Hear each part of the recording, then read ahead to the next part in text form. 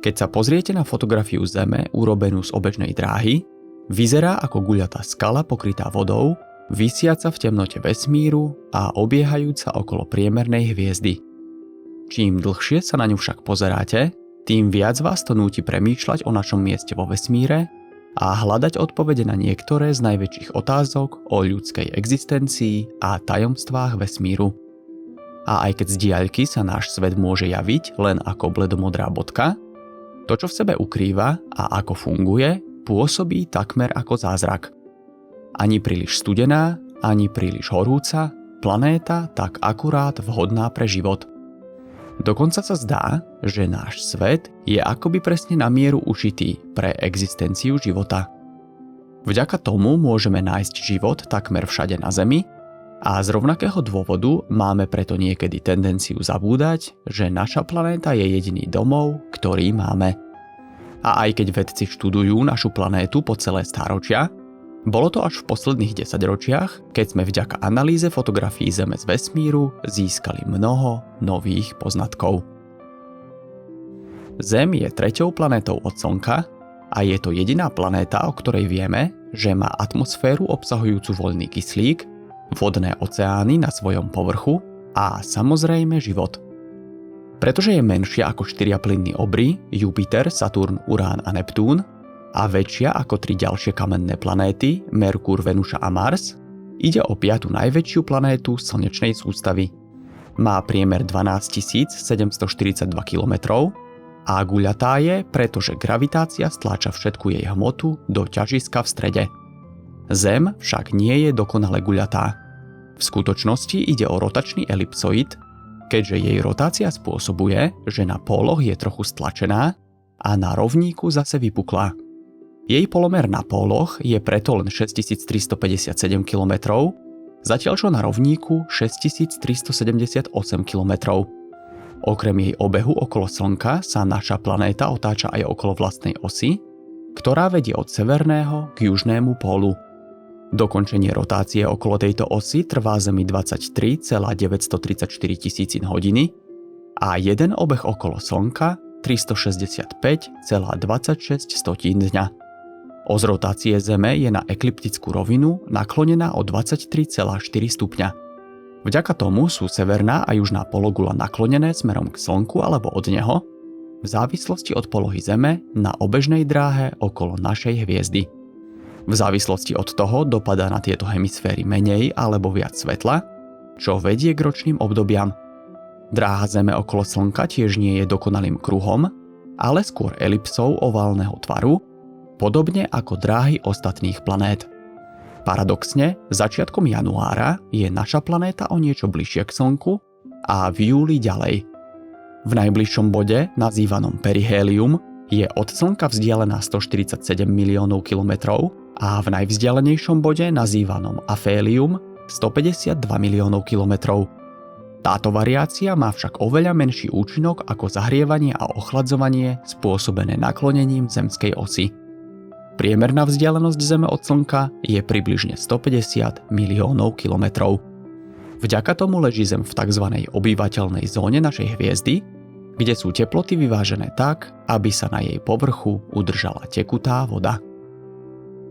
Vedci si myslia, že Zem vznikla zhruba v rovnakom čase ako Slnko a ostatné planéty pred asi 4,6 miliardami rokov, keď sa slnečná sústava spojila z obrovského rotujúceho oblaku plynu a prachu, známeho ako slnečná hmlovina. Ako sa hmlovina postupne rúcala dovnútra kvôli svojej gravitácii, otáčala sa stále rýchlejšie, čo ju sploštilo na disk. Väčšina materiálu bola potom vtiahnutá smerom do stredu, kde vytvorila Slnko. Ďalšie častice v disku sa potom začali zrážať a v priebehu desiatok miliónov rokov vytvárali čoraz väčšie telesá vrátane Zeme. Mladá Zem však bola len horúca masa hornín. Kvôli zrážkam asteroidov a komét so Zemou pripomínali podmienky na jej počiatku v priebehu prvých desiatok až stoviek miliónov rokov peklo. Avšak analýzy minerálov zachytených v starodávnych mikroskopických kryštáloch naznačujú, že tekutá voda bola na Zemi prítomná už počas prvých 500 miliónov rokov od jej vzniku. Radioaktívne materiály a zvyšujúci sa tlak hlboko v Zemi vygenerovali dostatok tepla na rozstavenie vnútra planéty, čo spôsobilo, že niektoré chemikálie vystúpili na povrch a vytvorili vodu, zatiaľ čo iné sa premenili na plyny tvoriace atmosféru. Posledné dôkazy naznačujú, že zemská kôra a oceány sa mohli sformovať už 200 miliónov rokov po vzniku našej planéty. Zemské jadro je široké asi 7000 km, čo je o 200 km viac ako priemer Marsu. Vonkajšia vrstva 2260 km jadra je tekutá, zatiaľ čo vnútorné jadro s polomerom asi 1220 km je pevné. Nad jadrom je zemský plášť, ktorý je hrubý asi 2900 km. Plášť nie je tuhý, ale pomaly tečie. Zemská kôra na plášti pláva, rovnako ako kus dreva pláva na vode. Pomalý pohyb hornín v plášti tak pohybuje kontinentami a spôsobuje zemetrasenia, sopečnú aktivitu a formovanie pohorí. Nad plášťom má Zem dva druhy kôry.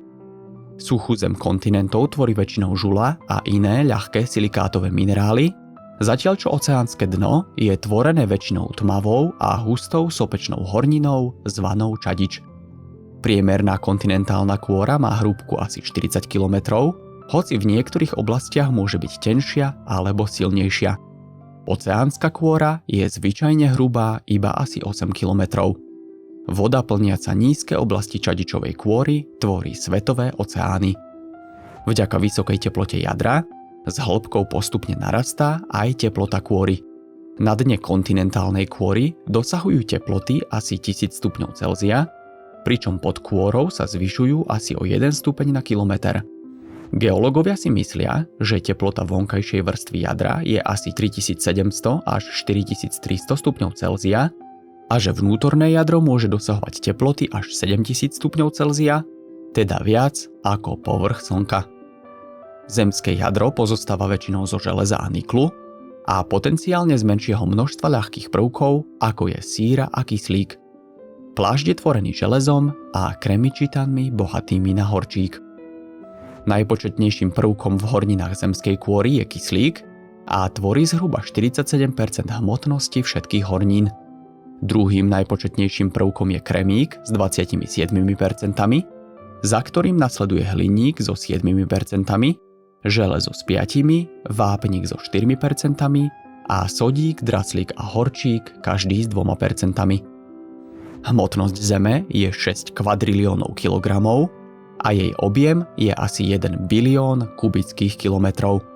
Z toho vyplýva, že hustota Zeme je 5,5 gramu na kubický centimeter. Vďaka svojmu kovovému jadru a skalnatému plášťu je tak Zem najhustejšou planétou v slnečnej sústave. Jupiter, ktorý je síce 318 krát hmotnejší ako Zem, je oveľa menej hustý, pretože je tvorený prevažne z plynov ako vodík. Celková plocha Zeme je asi 510 miliónov štvorcových kilometrov.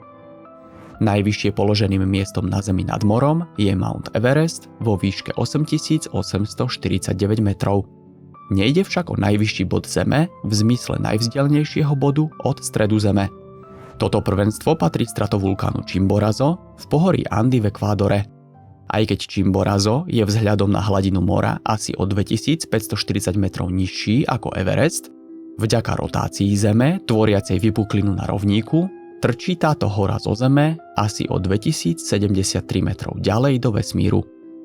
Najnižším bodom na Zemi je priehlbina Challenger Deep v Marianskej priekope v západnej časti Tichého oceánu.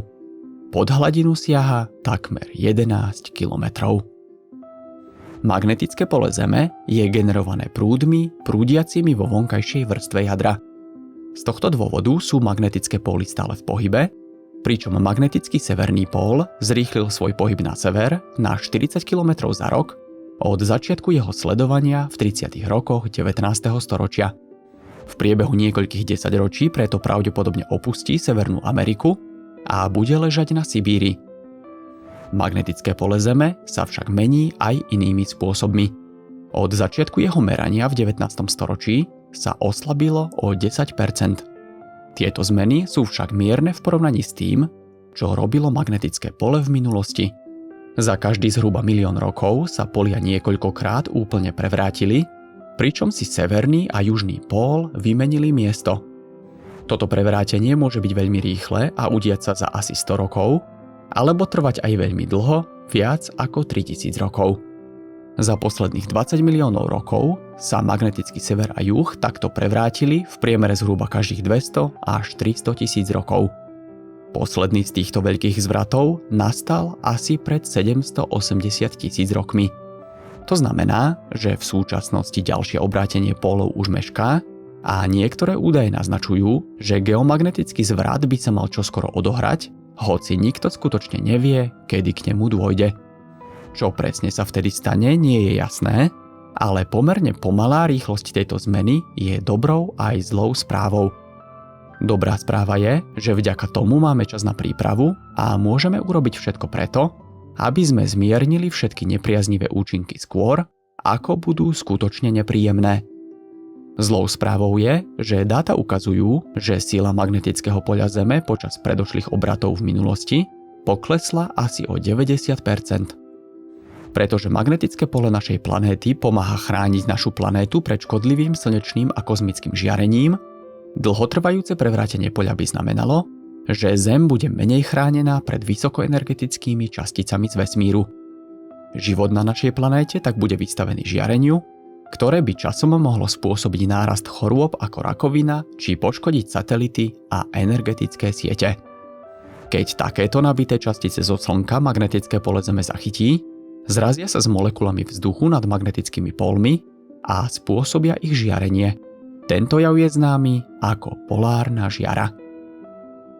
Atmosféru Zeme tvorí zhruba zo 78% dusík a 21% kyslík so stopovým množstvom vody, argónu, oxidu uhličitého a ďalších plynov. Nikde inde v slnečnej sústave nie je atmosféra s voľným kyslíkom, ktorý je elementárne dôležitý pre život. Tento vzduch obklopuje Zem a ďalej od povrchu sa stáva stále tenším. Zhruba 160 km nad Zemou je taký tenký, že satelity môžu prechádzať atmosférou takmer bez odporu. Stopy atmosféry však možno nájsť až 600 km nad povrchom planéty. Najnižšia vrstva atmosféry je známa ako troposféra. Pretože táto vrstva je neustále v pohybe, spôsobuje zmeny počasia. Slnečné svetlo ohrieva povrch planéty a spôsobuje, že teplý vzduch stúpa do troposféry. Tento vzduch sa potom počas stúpania rozpína a ochladzuje spolu so znižovaním tlaku vzduchu.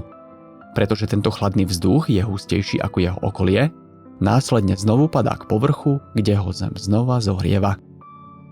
Nad troposférou, asi 48 km nad povrchom Zeme, je stratosféra. Nehybný vzduch stratosféry obsahuje aj ozónovú vrstvu, ktorá vznikla, keď ultrafialové žiarenie zo Slnka spôsobilo, že trojice atomov kyslíka sa spojili dohromady do molekúl ozónu. Ozón zabraňuje väčšine škodlivého ultrafialového žiarenia dopadnúť na povrch Zeme. Družice obiehajúce okolo Zeme tiež ukázali, že horná atmosféra sa rozširuje počas dňa a v noci sa sťahuje v dôsledku ohrievania a chladnutia. Vodná para, oxid uhličitý a ďalšie plyny v atmosfére tiež zachytávajú teplo zo Slnka a zohrievajú tak Zem. Bez tohto tzv. Skleníkového efektu by bola Zem pravdepodobne príliš studená na to, aby tu existoval život, avšak nekontrolovaný skleníkový efekt by na Zemi nakoniec mohol viesť k pekelným podmienkam rovnakým, aké sa dnes vyskytujú napríklad na Venuši. Naša planéta je tiež jediná, ktorá má jeden mesiac. Merkur a Venuša nemajú žiadne mesiace a všetky ostatné planéty v slnečnej sústave majú 2 alebo viac mesiacov. Náš mesiac je tiež pomerne veľký a ide o 5. najväčší mesiac v slnečnej sústave. Je široký 3474 km, čo predstavuje asi štvrtinu priemeru Zeme. Všeobecne uznávaným vysvetlením toho, ako sa mesiac sformoval je, že zrážka Zeme s veľkým telesom v minulosti vyvrhla materiál, ktorý ho tvorí, na obežnú dráhu. Podľa odhadov, objekt, ktorý vtedy našu planetu zasiahol, mal zhruba 10% hmotnosti Zeme, teda približne toľko ako Mars. Zem je dodnes stále jedinou planétou vo vesmíre, o ktorej vieme, že sa na nej nachádza život. Životom doslova prekypuje. Nachádza sa v biotopoch od dna najhlbšieho oceánu až po niekoľko kilometrov atmosféry. A vedci si myslia, že objaviť nám ostáva ešte oveľa viac druhov. Ako sa však život na Zemi objavil, vedci presne nevedia. Jednou z možností je, že život sa najskôr vyvinul na Marse a jeho zárodky boli po dopade asteroidov neskôr vyvrhnuté do vesmíru a putovali tak až na dávnu Zem. Najstarší nesporný dôkaz o živote na Zemi, ktorý máme, je starý zhruba 3,5 miliardy rokov. Počas miliárd rokov potom život rástol, prispôsoboval sa a vyvíjal z jednobunkových organizmov až po veľmi zložité mnohobunkové bytosti, ako sú napríklad ľudia. Počas toho síce došlo k niekoľkým katastrofickým udalostiam, keď mnohé formy života zahynuli, ale život ako taký sa vždy dokázal pozviechať. Všetky tieto zaujímavé poznatky a myšlienky o našej planéte nás nútia ostať pokornými a pripomínajú nám našu bezvýznamnosť v obklopujúcej kozmickej mierke. Najlepšie ich asi vystihujú slova Carla Sagana, inšpirované snímkou urobenou vesmírnou sondou Voyager 1 14. februára 1990 na okraji slnečnej sústavy, keď vedci posledný krát otočili kameru tejto sondy na našu domovskú planétu. Citujem. Pozrite sa znovu na tú bodku. To je tu. To je doma. To sme my. Na nej každý, koho máte radi, každý, koho poznáte, každý, o kom ste kedy počuli, každý človek, ktorý kedy bol, prežil svoj život. Všetka naša radosť aj utrpenia, tisíce náboženstiev hlásajúcich svoju jedinečnosť, ideológií a ekonomických doktrín, každý lovec a pastier, každý hrdina či zbabelec, každý tvorca a ničiteľ civilizácie, každý kráľ a roľník, každý zamilovaný mladý pár, každá matka a otec, dieťa, vynálezca či cestovateľ, každý skorumpovaný politik, každá celebrita, každý vodca, každý svetec a hriešnik v histórii nášho druhu. Tu na zrnku prachu, visiacom v slnečnom lúči. Neexistuje lepšia ukážka bláznovstva ľudskej pýchy, ako tento vzdialený obraz nášho maličkého sveta. Podčiarkuje našu potrebu správať sa jeden k druhému šetrnejšie a opatrovať a vážiť si túto bledomodrú bodku, jediný domov, aký sme kedy poznali.